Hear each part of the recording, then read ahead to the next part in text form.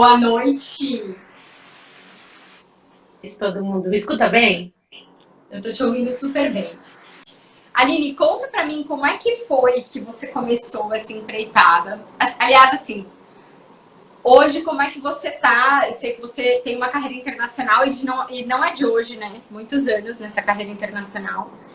Conta pra mim como é que você chegou nessa carreira, que é o sonho de tanta gente, né? Muita gente tem o sonho de ser expatriado, de ter uma carreira internacional, e você atingiu esse sonho. Conta pra gente como é que foi. Eu sou diretora de compliance da Accenture, que é uma empresa de tecnologia, mas eu era uma menina muito intrometida em tudo. Então, com 15, eu também tive a sorte de nascer numa família com uma mãe muito desprendida, né? Então, com 15 anos, ela me contou 2 dias antes que eu ia fazer intercâmbio. Não foi eu que quis, não, ela que me Ela, mandou. tipo, jogou você no É, mundo, só literalmente. Ela falou, vai. isso nos anos 90, né? Porque eu tinha 15 anos nos anos 90. Então era uma coisa assim, meio impensada. E a partir desse dia eu nunca mais voltei a morar com ela. Eu acabei ficando fora, voltando para o Brasil e já, enfim, acabei me mudando e as coisas fluíram a partir daí, né? Eu fiz faculdade na PUC, que é em Campinas, aí no escritório que eu estagiava não tinha outra pessoa para falar inglês, para Você é atender os advogada, clientes né? estrangeiros, eu sou advogada. A minha mãe até entrou aqui, ó. Deve estar falando, Aline, sua louca. Adorei a sua mãe já, porque ela foi e jogou você pro mundo, falou, vai, né? E aí, você voltou do intercâmbio. Quanto tempo você ficou Voltei. nesse intercâmbio? Voltei. Ai, foi quanto tempo ou onde? Quanto tempo? Quantos meses? Ou foi um ano? Há quase uns 10 meses. Eu acho que não chegou a ser um ano, não. Mas foi para uma cidade perto de Los Angeles. E aí, minha mãe me mandou para uma casa de pessoas que eram muito religiosas, de uma religião diferente da minha. Então, Uhum. Você já teve esse aprendizado de lidar com o já diferente, teve esse né? impacto. E aí, eu sou de uma cidade pequena, né? Então, era tudo muito novo para mim e tal. Mas, enfim, depois que eu voltei, eu acabei não voltando mais para casa, porque Mas tinha uma. pra onde você foi, Aline? Tipo, como Aí, não, eu assim? eu era de Americana, eu sou, né, de Americana, uma Ah, cidade tá. Daí você pequena. veio pra São Paulo pra fazer faculdade, é isso? Pra Não, estudar pra fiz cá. em Campinas, eu fiz em Campinas a faculdade. No meio da faculdade, tinha uma oportunidade de fazer uma extensão em Portugal, em Coimbra. Eu apliquei, aí eu fui aprovada. Aí, no meio da faculdade, também fui para Coimbra, enfim, voltei. Eu nunca mais voltei a morar em Americana, né?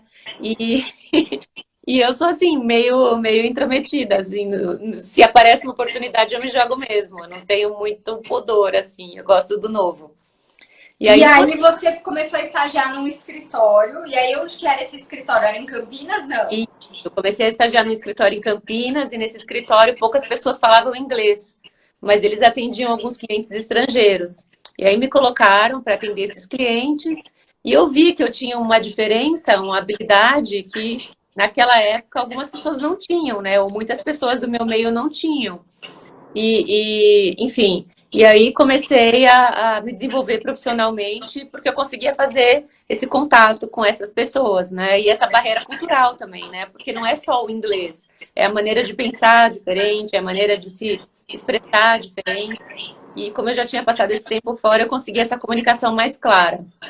Muito E aí, legal isso. Isso que você falou, acho que é legal a gente ressaltar, porque às vezes a pessoa fala, ah, tá bom, não preciso fazer intercâmbio, eu posso só aprender inglês, né? Eu falo por mim, eu comecei a aprender inglês porque eu gostava tanto e eu comecei a aprender sozinha. Peguei um livro e comecei a aprender. Louca mesmo, né? E aí, mas é ótimo. fazendo música. Só que é muito diferente quando você realmente tem contato com o estrangeiro e quando você vai para fora. No meu caso, eu não tive a oportunidade de ter intercâmbio, de fazer intercâmbio, mas eu tive a oportunidade de trabalhar para uma multinacional de tecnologia, que era a Microsoft, e eu Uhum. tinha que lidar com muito gringo, assim. Eu tinha que e aí você aprende na raça, o que é pior, né? Porque você já tá no ambiente de trabalho, você não pode errar tanto, né? E quando você tá no intercâmbio, você tá ali para aprender, você é mais nova, você não tem um emprego ali à risca. Então essa dica, a primeira dica que você deu, né? E eu acho que isso é legal tanto para quem quer aplicar isso na carreira, quanto para quem quer empreender, que a gente tem os dois públicos aqui, sabe, Aline? Porque quando você vê a visão do gringo de fazer negócio, isso também impacta o seu negócio. Você fala, putz, espera lá. A mentalidade lá é outra. Será que isso é legal? Será que isso se aplica? Como é que isso é bom ou que é ruim para o meu negócio no Brasil? E para carreira, então, né? A gente nem fala. Mas aí, então voltando, aí você era a única que sabia falar inglês e que tinha essa vivência fora. Mas perfeito o que você falou, Dani, porque eu acho que nessa vivência eu aprendi a pedir. Era uma coisa que eu não precisava fazer aqui, assim, né? Eu tinha pai e mãe ali me atendendo, né, o tempo inteiro. Eu tinha vergonha de pedir qualquer coisa além, né? Acho que o brasileiro, ele tem muito problema, esse problema que a gente tem de vender, de oferecer, de pedir um pouco mais, né? Então, eu aprendi a pedir o que eu queria. Eu aprendi que as coisas não viriam, assim, por... a ser claro, né? Pode me dar, que eu tinha que pedir. Então, é claro, porque às vezes a gente tem isso. O americano, por exemplo, é muito objetivo. Muito objetivo. Ele pode pedir com educação, mas ele é objetivo, ele vai te pedir. E o brasileiro, às vezes, tem esse pudor mesmo que você falou, faz todo sentido. Não, a clareza, né? É uma coisa muito latina, essa coisa de se desculpar para ser você mesmo, né? E aí eu aprendi que se a gente não pedir, a gente não vai ter. Então, eu acho que esse foi o principal aprendizado, assim, dessa minha fase. Aí eu apliquei para uma vaga em São Paulo, até porque tinha terminado ali a fase no escritório, eu ia virar associada, não tinha uma diferença muito grande de salário. Meus pais se separaram nessa época, a gente ficou completamente sem grana para pagar luz, assim, nesse nível. E aí eu apliquei para uma vaga para uma empresa multinacional em São Paulo e acabou rolando. Na verdade, eu tive um golpe de sorte, porque eles chamaram a pessoa errada para a entrevista. E eu fui. Nossa! Era uma outra Aline de um escritório de advocacia grande aqui. Acabaram me dando por um erro. E quando eu cheguei lá, a pessoa que me entrevistou gostou de mim. Olha só. E é meu mentor até hoje. Que eu acho que é uma coisa também que é muito importante de dizer, né? A gente não faz nada sozinho. E a mentoria é mesmo uma relação, né? Contínua, de desenvolvimento e de troca. E aí... Enfim, e aí as coisas foram se desenvolvendo. E aí você morava aqui, mas você começou a ajudar a tua família. Aí eu comecei a ajudar a minha família, né? E a minha irmã tinha acabado de entrar na faculdade, então era meio perrengue essa época em casa. Se minha mãe estiver aí ainda, ela vai confirmar. Era bem... Era você e mais uma irmã? Nós somos 3, mas nessa época, minha irmã do meio ficou grávida, ela tinha 17 anos. Então teve mais perrengue ainda. Perrengue mais, né? Lá em casa. Meus pais tinham se separado, meu pai foi formar uma outra família com uma outra pessoa. E a minha irmã falando, vixe, é verdade. E aí a Cacá, que é a minha irmã do meio, tinha ficado grávida. E aí eu fui trabalhar, né? Todo mundo ali em casa tentando se virar da maneira que dava. Enfim, as coisas acabaram dando bastante certo, mas eu acho que eu aprendi a pedir. Na verdade, eu comecei a pedir ajuda. Se eu não conseguia, eu comecei a pedir aumento de salário. Então, isso é muito legal que você está falando, porque tem outra coisa aí, né? Que eu vejo muito isso nos meus mentorados e nos meus alunos. Quem teve um dia, não precisa ser hoje ainda, mas quem já teve a pressão do boleto lá no pescoço, cara, você aprende a pedir, você aprende a vender, você ganha resiliência.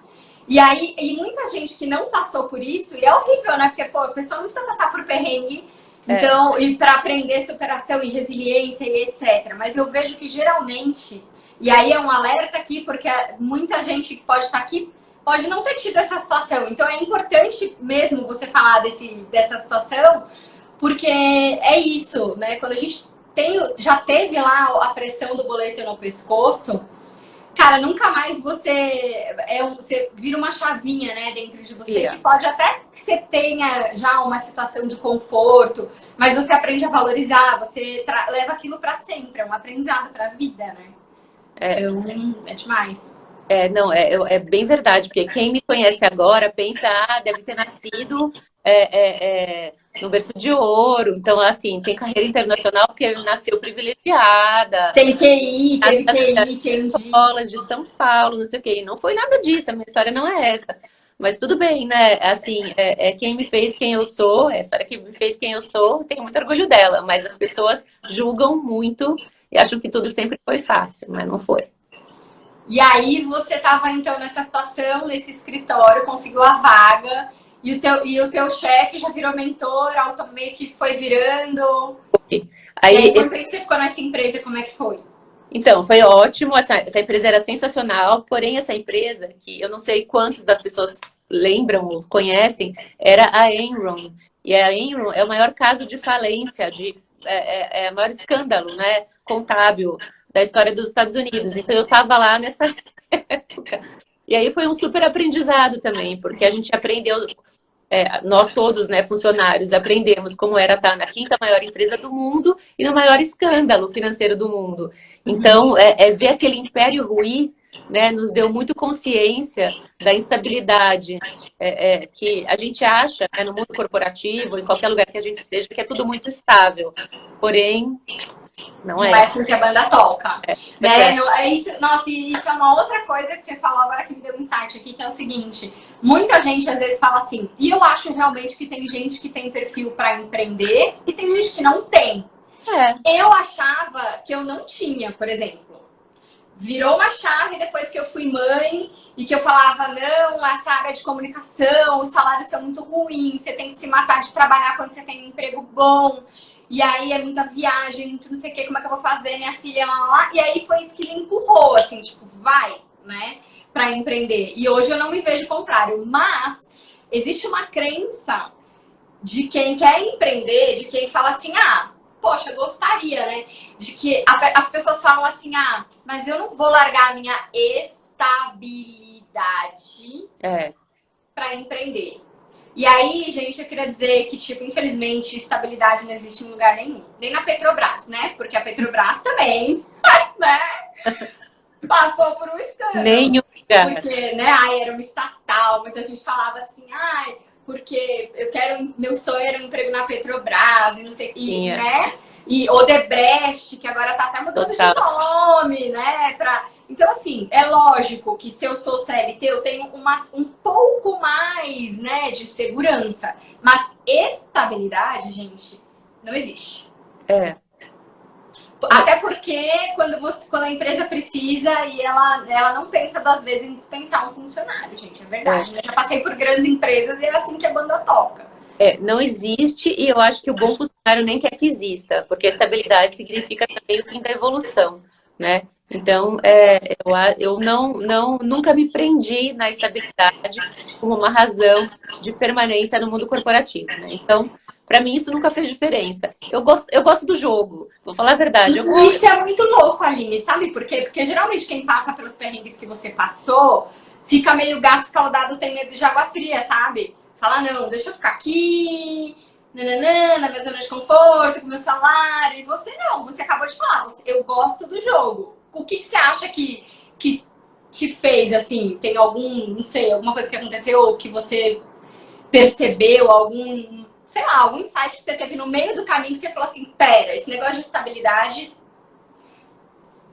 Eu acho que carreira é estratégia, eu acho que é jogo mesmo, sabe? Eu acho que tem você mexer as peças certas, você entender, conseguir ler as pessoas que estão à sua volta, a sua organização. Então, eu acho que... Silvia falou aqui genética. Eu gosto disso, então eu acho que é uma das razões pelas quais eu fiquei, eu fico, e eu tento hoje, com os meus mentorados, ensinar a leitura desse jogo, sabe? Ensinar as regras, encurtar o caminho. Porque eu acho mesmo que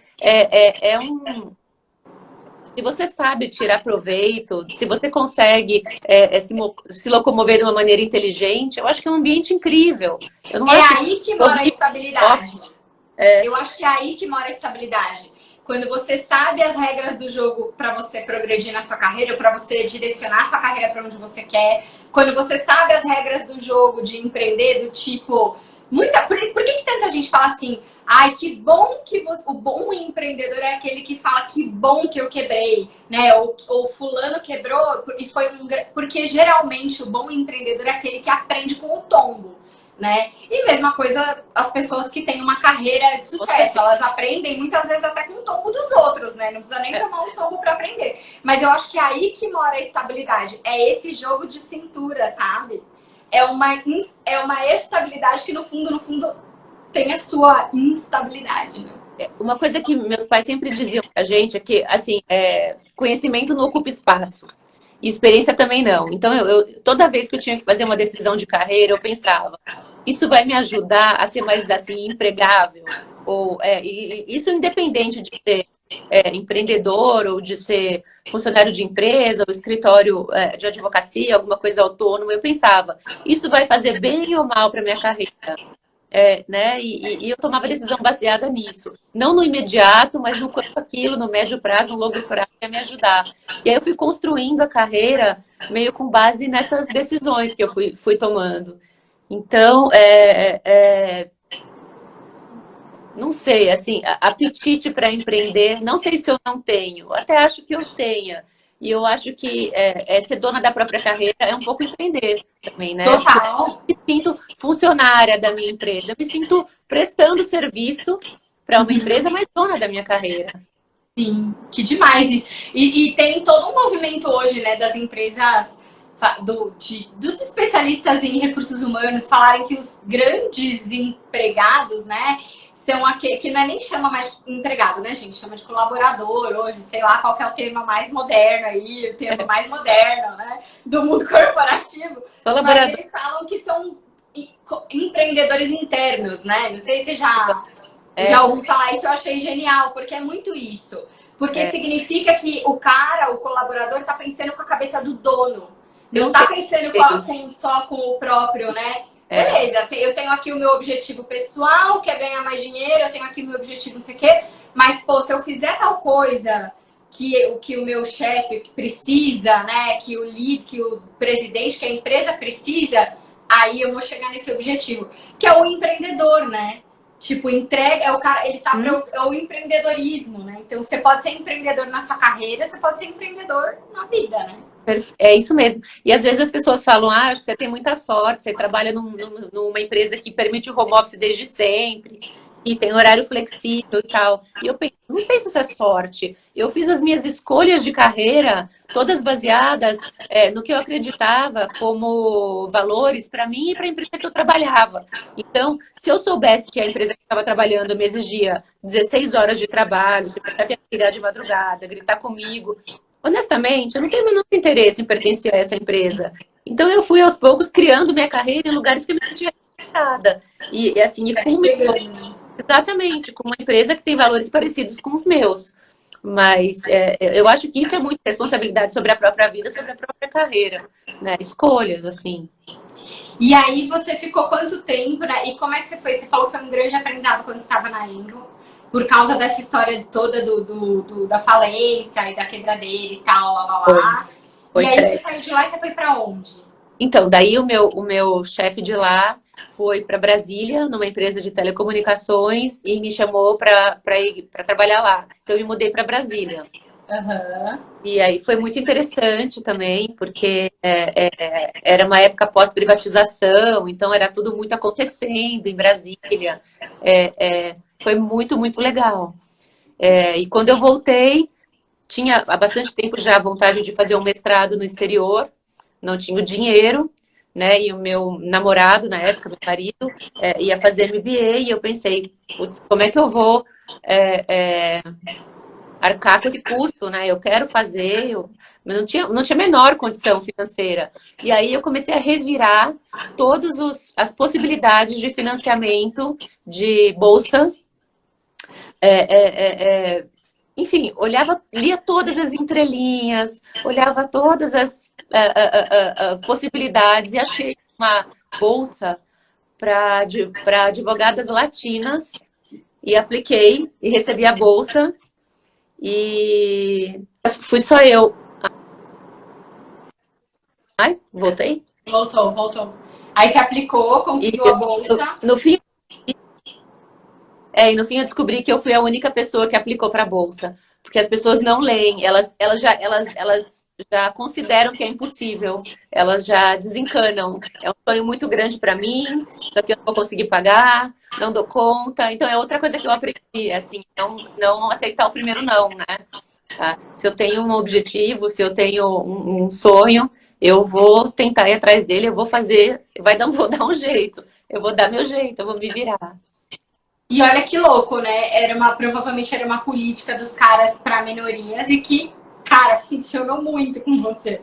Não, funcionou super.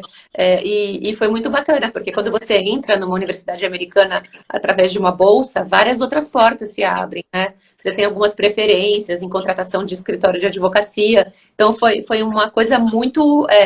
foi um momento muito importante, assim, da minha carreira. E aí, de lá, você saiu para onde? Você foi para onde? Eu saí para um escritório americano, o Mayer Brown, que é um dos maiores escritórios americanos, e foi o ano da quebra da bolsa, da bolha. A bolha. Muito poucas contratações, mas eu queria muito trabalhar para o escritório americano. Então também me muni de toda a cara de pau que eu poderia ter. Eu sou uma pessoa tímida, pode não parecer agora, mas eu sou muito reservada. Mas eu ia, assim, encontro de... não sei, advogados de patentes asiáticos. Eu ia. Eu ia lá, falava, eu sei que eu não tenho nada a ver com isso, mas currículo, queria que você considerasse. Sei lá, encontro das mulheres que tocam em orquestra sinfônica, são mães e advogados. Eu ia. Eu fazia. Era uma loucura o tanto de porta que eu bati, sabe? Aí eu acabei recebendo um sim desse escritório de advocacia e foi uma experiência muito boa. Também, assim, aprendi demais. E aprendi principalmente que quem não chora não mama. Se tratando de emprego e se tratando de... cara de pau, né? A gente fala, assim, em relação à rede social é muito parecido também, né? A gente fica cheio de cores, cheio de questões. Julgamentos, né? Ai, meu Deus, vou postar isso, o que vão pensar? Exatamente. Mas, na verdade, eles estavam precisando de uma advogada latina. Né? Alguém que conseguisse ler os documentos em espanhol e em português, eu tava lá. Assim, se eu não me oferecesse, eles não iam contratar ninguém. Então é um negócio bom para os dois lados. Lógico. E, gente, nenhuma empresa faz um negócio que não é bom para os dois lados, né? E deixa eu te perguntar uma coisa. Como surgiu a questão de você... Já vou chegar na questão do digital na sua vida. Mas como que surgiu essa coisa de você mentorar outras pessoas? E como que surgiu a corrida? Porque eu acho que a corrida, cara, ela ensina muito, né, pra carreira, pra empreender, etc. Como é que foi isso? Então, a corrida é uma coisa muito louca, porque eu nunca fui uma menina dos esportes, assim, eu sempre fui muito ruim, muito, muito ruim. Sempre era aquela última menina a ser escolhida na educação física, sabe? Uma adolescente acima do peso e tal, numa família super de mulheres lindas, eu era meio mais tímida, mas enfim. E aí, o meu marido atual, né? Atual, só tenho um marido, meu namorado na época, atual marido, a gente morava num lugar em Brasília e, enfim, a gente ia correndo para uma academia que tinha perto. Eu não conseguia correr um quarteirão, eu chorava durante o caminho. Ele falava, não é possível, Aline, você tem 20 anos. Consegui ser um quarteirão, não tem condição.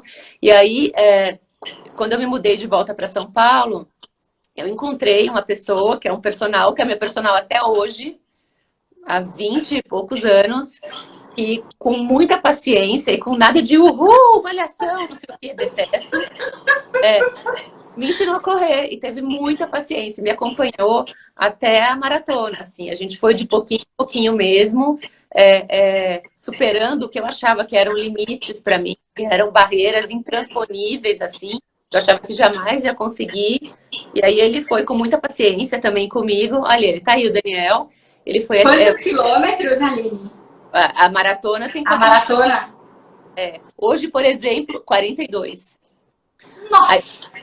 Hoje, por exemplo, eu fui correndo... Ai, meu Deus do céu! Horror, porque tá muito tempo sem correr de máscara, foi bizarro. Mas eu acho que a corrida, ela é um esporte... Você corre sozinho, você corre... É o jogo mental, porque toda hora seu corpo tá fazendo parar, querendo, te pedindo para parar. Então, um pouco mais, um quilômetro mais, um passinho a mais. Aí você vai negociando seus limites com você e isso te faz aprender tanto, né? que assim, o seu limite é o que você pensava, que sempre dá um pouquinho mais, e, enfim, você é que diz quanto tá bom, e é um esporte que tira a tua vaidade, né? Porque tem sempre alguém mais rápido, tem sempre alguém que corre mais bonito, que corre mais... Mais bonito! Então é muito legal. E aí, então faz, putz, anos, né, que você corre. Faz. Quantos anos até você conseguir correr a maratona? A maratona foi 20 anos depois da gente começar, praticamente, né? Mas foram 20 anos fielmente seguindo as planilhas do Daniel. Mas tinha dia que eu odiava, tinha dia que eu não estava afim, eu só ia. Eu falava, minha cabeça leva meu corpo e depois meu corpo faz o resto. Mas era bem isso, tipo, levar um cadáver mesmo, assim, a cabeça, sabe? Porque tinha dia que eu estava muito cansada. E a preparação para maratona, ela exige muita, né, dedicação. E você tem filhos, né? Como é que veio nessa história toda? Porque Então, são pratinhos difíceis de equilibrar, né? mas Chegamos a um ponto que temos carreira internacional, temos a corrida, né? Brasil fora. E aí, os filhos, como é que foi? Então, eu tenho. Os meus filhos têm diferença de 1 ano e 9 meses entre eles. Então, além de tudo, eles são praticamente gêmeos. O que, o que é bom e ruim, né, ao mesmo tempo. Tem dia que eu acho que eu não vou conseguir terminar o dia tão cansada, mas por outro lado eles brincam entre eles, então assim, é bom também. O que eu acho, Dani, dos pratinhos é que a gente é muito ensinada que não pode ter tudo. A gente é muito ensinada que você vai ter que escolher. Ah, não, se você quer ser feliz no casamento, a carreira não vai rolar. Ou se você quer ser uma boa mãe, então deixa essa coisa da carreira de lado. Ou você acha que vai ser fitness, sei lá, que vai. Então, assim, alguma coisa tá errada no seu casamento. Então, a gente é muito ensinada que não dá para ter tudo. É lógico, porque não dá para ter tudo ao mesmo tempo. Obviamente. E com a mesma talvez com a mesma intensidade, né? Talvez com a mesma qualidade. Só que não quer dizer que tempo seja qualidade, né? Porque já vi mulheres e mulheres que estão lá o dia inteiro com os filhos, mas chega uma hora que elas precisam de um escape mental, né? E aí fica lá com o celular e a criança também. Então, isso não quer dizer nada, né? Pois é, eu acho que tem momentos assim que eu tô mais dedicada à carreira, que eu tô viajando mais a trabalho, né? E aí, claro, as crianças ficam com, né? Mãe, sogra, né? Agora não tem mais babá, mas tinha uma babá maravilhosa que me ajudava também. Enfim, a gente vai equilibrando os pratinhos. Tem hora que meu trabalho pede mais dedicação, então eu delego mais. Tem hora que as crianças precisam mais de mim, então eu não vou ser aquela super corredora. Eu tô agora, por exemplo, mudando de país, então a corrida tá um pouco de lado. Eu ainda tô fazendo, mas eu não tô mais com grandes objetivos de distância. Então eu tô pegando leve nas planilhas. Dá uma relaxada, pegando mais leve. Falei, Daniel, se a gente fizer 2, 3 vezes por semana, nesse momento da minha vida, tá ótimo. Porque não dá para ter tudo ao mesmo tempo. Então dá para equilibrar os pratinhos, mas tem que baixar o nível de exigência, né? Porque aí cai tudo. Não tem jeito. Porque se você deixa o nível de exigência muito alto, aí cai no mental de novo, né? E aí, como é que você vai conseguir dar conta? Porque o mental tem que estar bem para conseguir dar conta, né, dos pratinhos, não tem jeito. Eu acho que, assim, filho feliz, falando em maternidade, filho feliz, só pode ter mãe feliz. Não existe mãe infeliz que crie filho feliz. Eu concordo plenamente. Então, assim, a carreira é importante para mim. Né? Ter um momento meu que a corrida me dá é importante para mim. E se eu não faço isso, eu tenho um limite de estresse muito menor com as crianças. Então eu não me culpo. Eu não me culpo mesmo, assim. Eu acho zero culpa, gente, com isso. Tem jeito. Conversa, explica. Não tem jeito, né? E é isso. E tem um dia que você vai ficar o dia inteiro mergulhada com a criança e no outro você fala, olha, desculpa, mas agora não vai ter. Enfim, são as negociações, né? Negociações, é isso mesmo. E também eu acho que eu cresci com uma mãe que trabalhava muito. Então, assim, e isso não prejudicou a gente em nada, absolutamente. Eu cresci com uma admiração enorme por todo o esforço que ela fez. Então, assim, eu não tenho essa sensação de culpa. E por isso os meus pratinhos são mais leves, eu acho. Sabe? Aliás, quando a gente começou a sua mentoria, eu lembro que você falou isso pra mim. Você falou, eu tenho uma visão de vida leve. Eu falei, caraca, como é que ela consegue vida leve com tudo isso acontecendo ao mesmo tempo? E é real, né? Assim, é muito você isso. Da gente, eu sei disso hoje, mas a primeira vez que você me falou, eu falei, será? Eu acho que, assim, é uma dimensão realista sobre todos os papéis que a gente desempenha na vida, sabe? Eu não sou a pessoa mais importante da minha empresa, eu sou só um elo na engrenagem, um elo importante, porém um elo. Meus filhos precisam ter outros relacionamentos saudáveis com amigos, avós, cuidadores, professores, né? Eu preciso ter meu tempo sozinho, assim como meu marido também precisa. Então fica tudo mais leve, eu acho. Se a gente não bota tanto peso em nenhum deles, a gente consegue equilibrar, né? O equilíbrio é justamente isso, né? É dar para eles pesos parecidos. E conseguir... E aí... Desculpa, eu te cortei. Fala. Não, era isso. E como que começou a história de você mentorar outras pessoas? Então, eu acho que não desde sempre, mas já há algum tempo na minha carreira, principalmente depois da maternidade, algumas pessoas, principalmente mulheres também, embora isso não seja uma preferência minha, não tenho nenhum problema em ajudar os meninos, mas elas vinham perguntar, como é que dá conta? Como é que faz para a gente não se sentir tão culpado? Como é que funciona, equilibrar? Como é que você consegue? E eu nem tinha noção que isso era uma habilidade, na verdade, sabe? E aí, olhando para trás na minha história, eu tive mentores, pessoas que me ajudaram, que acreditaram em mim quando nem eu sabia que eu era capaz, né? Então, eu acho que, principalmente para as mulheres, falta uma pessoa que acredite, que não julgue, que mostre caminhos, né? E eu tive vontade de retribuir, sabe, o papel que essas pessoas desempenharam na minha vida. Assim, eu só sou o que eu sou porque teve gente que acreditou em mim, pegou na minha mão, disse que eu podia, que eu conseguia, assim, um pouco mais, e me ajudou. Então, eu fiquei com vontade de ajudar também. E foi assim que começou. E aí você já mentorou dezenas de pessoas e a gente começou a trabalhar suas redes. Eu queria que você falasse um pouquinho, você falou um pouco, até você fez um gancho, né? Você falou, um pouco com essa questão das redes sociais, né? Que ainda é vista pelos executivos e no mundo corporativo. Porque para quem tá no jogo de empreender é mais fácil, né? Porque a pessoa fala, vou ter que ir, acabou, né? Tipo, tem um negócio aqui, eu sou profissional liberal aqui, se eu não me jogar nas redes sociais... Quem está dentro de uma empresa, às vezes quem tem um cargo, né, no mundo corporativo, é mais difícil fazer esse movimento. Porque a pessoa fica com muitos pudores, inclusive, de como que ela vai ser vista dentro da empresa. E como é que é a sua visão disso? Me conta um pouco. Então, exatamente isso. Eu acho que para quem é empreendedor, pede ajuda de uma maneira mais fácil. Eu entendo que empreender é uma coisa muito solitária, né? Eu cresci numa casa de empreendedores, então eu sei tudo isso. Mas no mundo corporativo, nada que a gente não peça, ninguém dá pra gente nada que a gente não pede, né? Então, se você não pedir para ser promovido, não pedir mais responsabilidades, não pedir um aumento, você vai ficando no lugar que você tá ad eterno mesmo, né? Ninguém... E isso é uma coisa que me incomoda. E eu, quando comecei com essa ideia da mentoria, e você sabe, eu comecei com muita vergonha.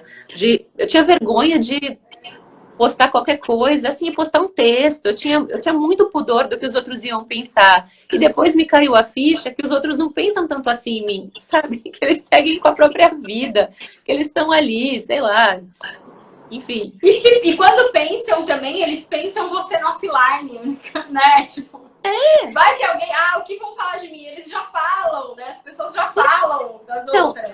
Eles falam. O julgamento ele já existe. A única coisa é que no online, né? Você abre uma vitrine um pouco maior, mas assim, o ganho muitas vezes é infinitamente maior, né? Eu acho que é muito louco, porque a gente quer evitar que as pessoas falem da gente, mas na rede social a gente está se mostrando da maneira que a gente quer. Então, de certa maneira, a gente está escolhendo a forma que está sendo vista, né? Total. Então, de um jeito meio torto, eu acho que a gente está escolhendo a exposição correta, né? Versus decidir se esconder e deixar que os outros tirem as próprias conclusões. Então, eu acho que é uma coisa meio... meio conflitante, assim, essa relação de amor e ódio aí que os executivos têm com a rede social. Mas eu acho E que você sabe que tem uma pesquisa muito legal de um livro que chama O Corpo Fala, que fala muito sobre a linguagem corporal, né? A linguagem não verbal. E nesse livro tem uma pesquisa que fala que quando um executivo consegue aumentar, e aí nos Estados Unidos, né, tem como eles têm medida para tudo, é impressionante. Então eu não vou saber como é que eles mediram isso, mas quando um executivo consegue aumentar a sua reputação em tipo 10%, então começa a aparecer 10% mais na mídia e etc., a empresa, as ações da empresa têm uma valorização de até 24%.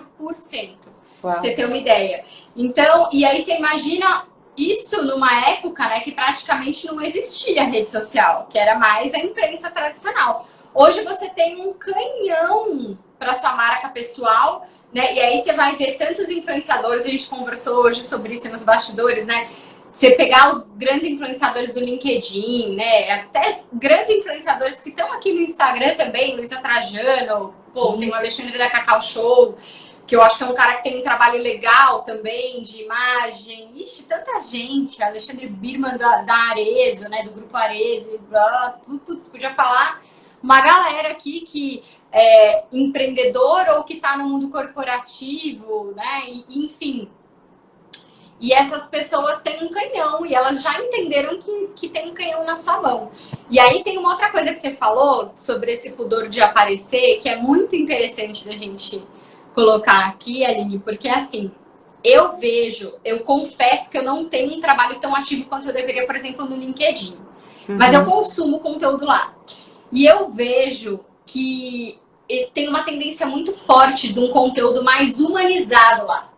Então, tem um cara que é top voice lá e que ele hoje fez um post totalmente do coração, tipo, putz, essa pandemia, eu antes passava o Natal com o meu pai, com a minha mãe, depois que ela morreu só com o meu pai, esse Natal, como é que tá? Já vi post de gente falando, minha filha passou na universidade, já é um dia de muito orgulho pra mim. Então, essa tendência as pessoas elas precisam entender que nós não somos logos e que a gente não se conecta com o logo só o tempo inteiro e que mesmo grandes logos têm grandes homens e mulheres por trás, né? Chanel não seria Chanel sem a história da Coco Chanel é impressionante, né?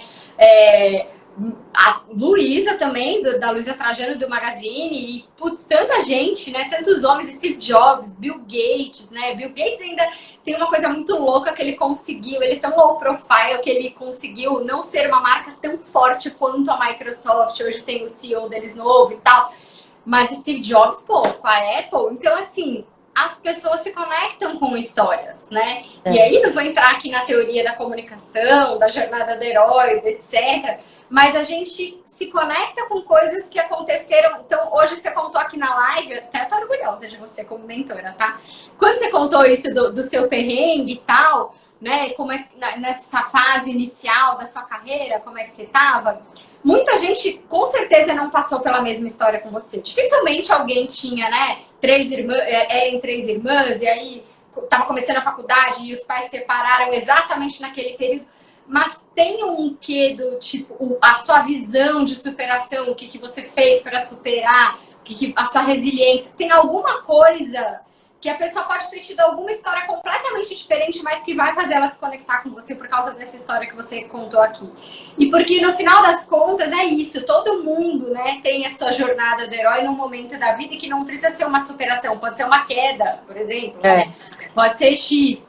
E os executivos, principalmente, eu sinto que eles ainda não entenderam essa necessidade de humanização, que é o cafezinho no escritório, né? Total.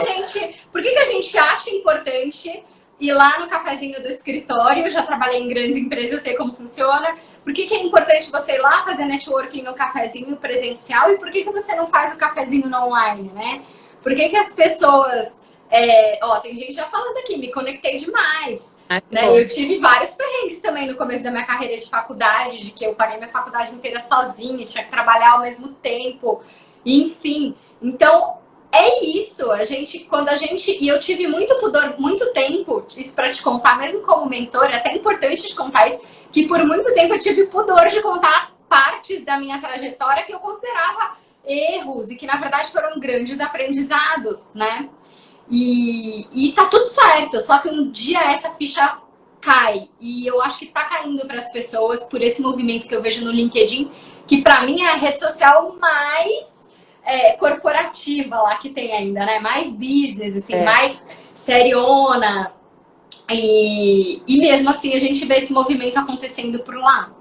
Então, espero que mais pessoas tenham visto essa live, tenham entendido, né, esse movimento, essa necessidade da gente se conectar e do cafezinho digital, digamos assim, né, da gente se conectar com outras pessoas. Obrigada, Dani. Super obrigada pela oportunidade e te admiro. Você está me ajudando muito a destravar, né? Apertou vários botõezinhos aqui que eu achava que eram impossíveis para mim. E é isso, né? Pessoas se conectam com pessoas mesmo, pessoas contratam pessoas, né? Então, a sua história vale mais do que um curso no seu currículo.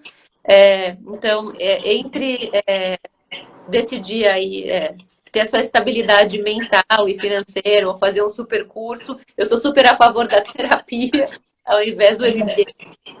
Olha, adorei isso, muito bom. Eu também, viu? Nossa, eu já vi muita gente dar virada na carreira e no negócio, porque foi trabalhar a cabeça e não necessariamente o técnico. Genial isso que você falou. É isso aí. Então, pessoas contratam pessoas, pessoas não contratam cursos nem diplomas, assim como elas se conectam com pessoas na rede social.